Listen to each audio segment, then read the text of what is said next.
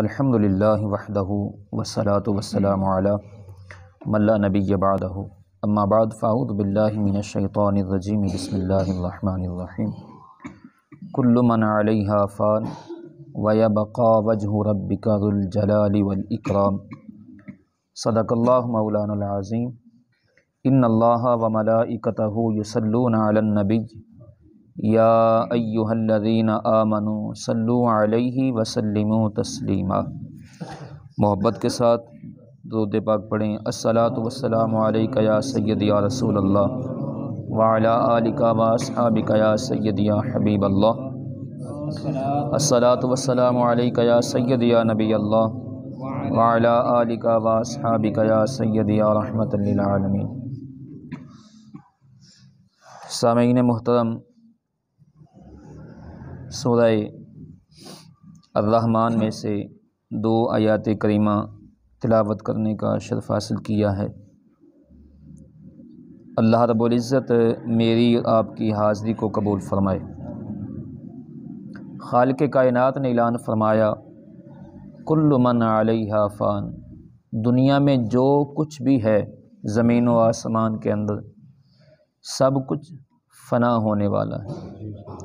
وَيَبْقَى وَجْهُ رَبِّكَ ذُو الْجَلَالِ وَالْإِكْرَامِ، اور باقی رہنے والی اللہ رب العزت کی ذات ہے۔ دنیا ختم ہونے والی اور چھوٹنے والی ہے، آخر ایک دن موت آنی ہے۔ جب یہاں سے کوچ کرنا ہی ہے تو وہاں کی تیاری کرنی چاہیے جہاں ہم نے ہمیشہ رہنا ہے، اور اس وقت کو ہر وقت پیش نظر رکھنا چاہیے، ہر وقت وہ یاد رہنا چاہیے۔ حضور اقدس صلی اللہ علیہ وآلہ وسلم نے حضرت عبداللہ بن عمر رضی اللہ تعالیٰ عنہ سے فرمایا دنیا میں ایسے رہو جیسے مسافر، بلکہ راہ چلتا ہوا۔ تو مسافر جس طرح ایک اجنبی شخص ہوتا ہے اور راہگیر راستہ کے کھیل تماشوں میں نہیں لگتا کہ راہ کھوٹی ہوگی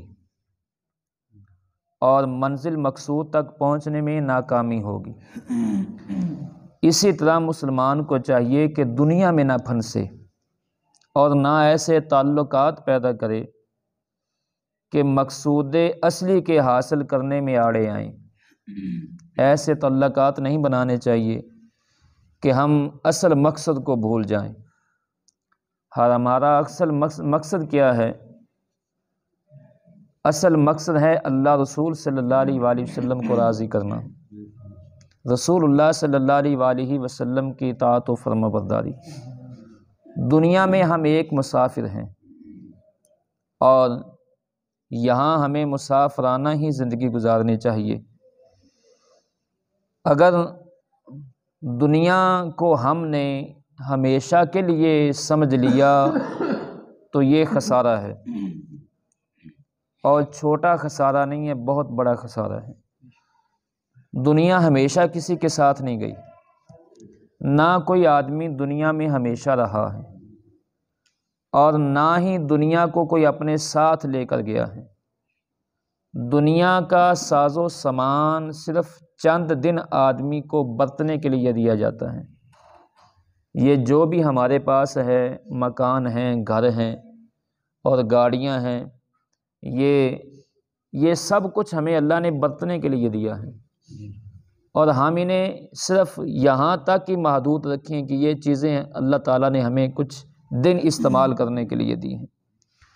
اور موت کو کثرت سے یاد کرنا چاہیے، کیونکہ موت وہ ہے، اس کی یاد وہ ہے کہ جو دنیا کی لذات کو جڑ سے کاٹ دیتی ہے۔ حضور صلی اللہ علیہ وآلہ وسلم نے بھی فرمایا ہے کہ موت کو کثرت سے یاد کرو، کیونکہ لذتوں کو توڑ دینے والی موت ہے، اور اس کو کثرت سے یاد کرو۔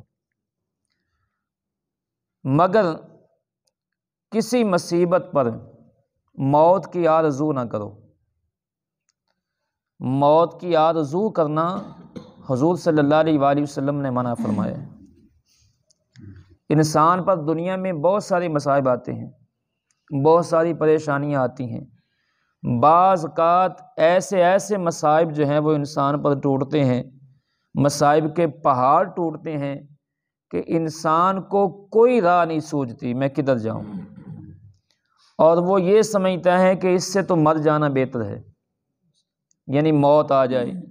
زبان سے پھر بعض اوقات انسان ایسے ناشکری کے کلمات بول دیتا ہے کہ بعض اوقات کلمہ کفر بھی نکل جاتے ہیں۔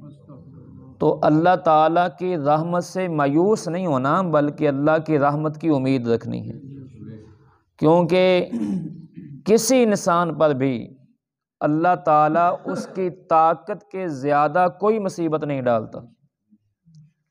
جب کسی انسان پر کوئی تکلیف کوئی مصیبت آتی ہے تو اللہ تعالیٰ جس پر کوئی مصیبت ڈالتا ہے، کوئی پریشانی لاحق ہوتی ہے، مصائب آتے ہیں، تو اللہ تعالیٰ اس آدمی کی طاقت کے مطابق ہی اس پر مصیبت ڈالتا ہے۔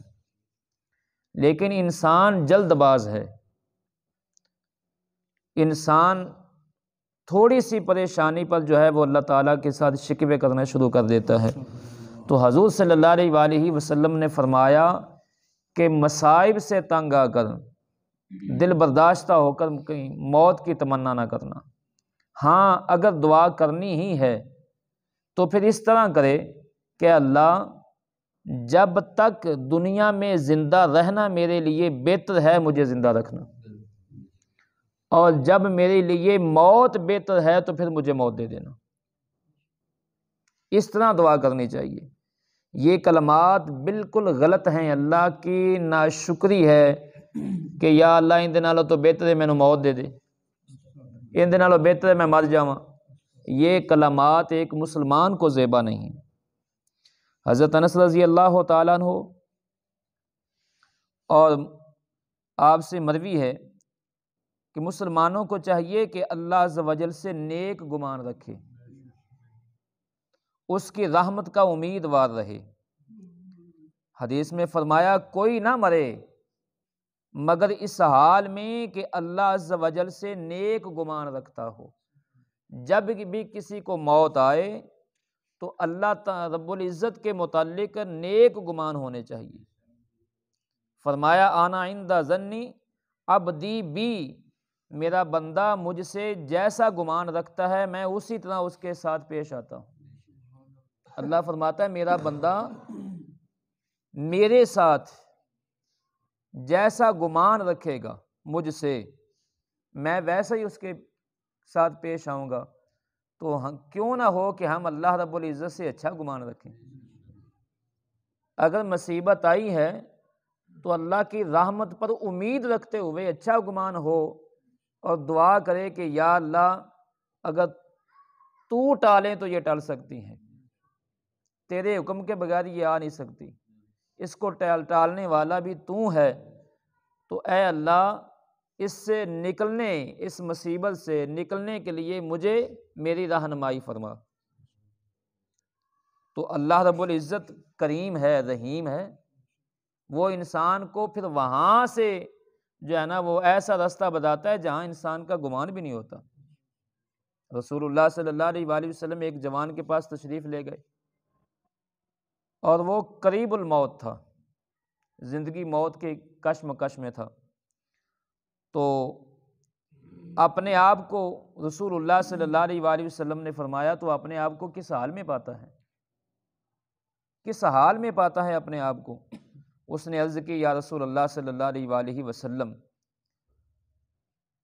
اللہ عز و جل سے امید ہے اور اپنے گناہوں سے ڈر ہے۔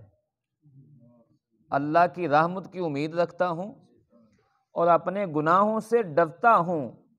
فرمایا یہ دونوں خوف و رجا ہے۔ اس موقع پر جس بندہ کے دل میں ہوں گے اللہ اسے وہ دے گا جس کی امید رکھتا ہے، اور اس سے امن میں رکھے گا جس سے وہ خوف کرتا ہے۔ یعنی انسان کو ہر حالت میں خوف و رجا کے درمیان رہنا چاہیے، اللہ کی رحمت پر امید بھی ہو اور اپنے گناہوں سے ڈرتا بھی رہے۔ تو حضور صلی اللہ علیہ وآلہ وسلم نے فرمایا انسان جس کی امید رکھے گا اللہ تعالیٰ اسے وہی عطا کرے گا۔ اور روح قبض ہونے کا وقت بہت سخت وقت ہے کہ اسی پر سارے عمل کا دار و مدار ہے۔ انسان کے موت کے وقت روح کا جو نکلنے کا وقت ہے اسی پر انسان کا دار و مدار ہے، بلکہ ایمان کے تمام نتائج اخروی اسی پر مرتب ہوتے ہیں کہ انسان کا خاتمہ ایمان پر ہو جائے۔ بعض اوقات ایسا بھی ہوتا ہے کہ انسان ساری زندگی نیک کام کرتا ہے، ساری زندگی نمازیں بھی پڑھتا ہے، روزے بھی رکھتا ہے، بہت سارے نیک کام کرتا ہے، حتیٰ کہ حضور صلی اللہ علیہ وآلہ وسلم نے فرمایا وہ نیک اعمال کی وجہ سے دروازے جنت کے دروازے پر پہنچ جاتا ہے اور اس کی تقدیر غالب آتی ہے، ایک خطا ہوتی ہے اللہ تعالیٰ اسے جہنم میں پھینک دیتا ہے۔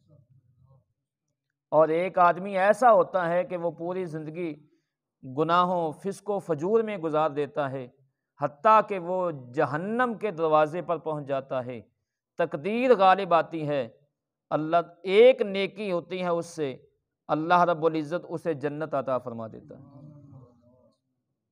ہر وقت انسان کو اللہ تعالیٰ کی رحمت پر امید ہونی چاہیے، اور حضور صلی اللہ علیہ وآلہ وسلم نے فرمایا کہ جس کا آخری کلام لا الہ الا اللہ ہوا، جس کا آخری کلام لا الہ الا اللہ ہوا یعنی کلمہ طیبہ، اللہ اسے جنت میں داخل فرما دے گا۔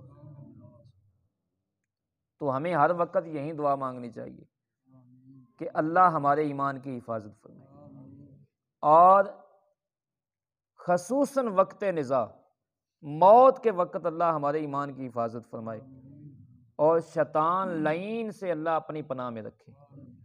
آمین ثم آمین، وما علیہ الا البلاغ۔